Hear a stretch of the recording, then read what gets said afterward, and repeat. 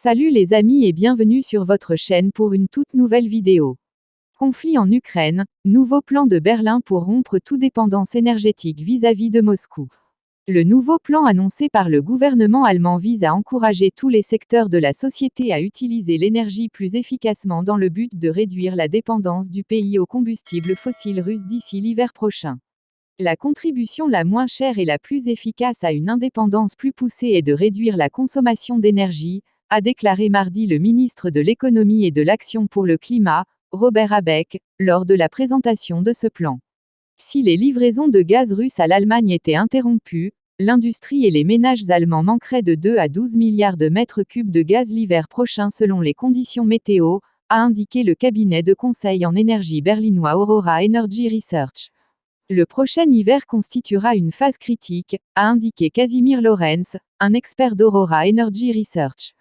Néanmoins, il faudra probablement attendre 2027 ou 2028 pour que l'Allemagne et l'Union européenne n'aient plus à craindre de pénurie de gaz. Soutenue par la flambée des prix de l'énergie et des carburants, l'inflation en Allemagne a déjà grimpé en avril à 7,4%, un sommet jamais atteint depuis 40 ans.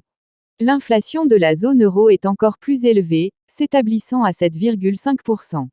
Le gouvernement allemand a récemment abaissé ses prévisions de croissance économique annuelle à 2,2%. La Commission européenne lui a emboîté le pas lundi, abaissant ses prévisions de croissance du PIB pour la zone euro de 4 à 2,7% pour l'année 2022, tandis que le taux d'inflation prévu est passé de 3,5 à 6,1%. Les risques de perturbation des approvisionnements en matières premières énergétiques restent très élevés pour l'économie européenne, a indiqué Joachim Lang, directeur général de la Fédération des industries allemandes, BDI, avertissant qu'une interruption des importations de gaz russe bloquerait la croissance en Europe et enverrait l'UE en récession.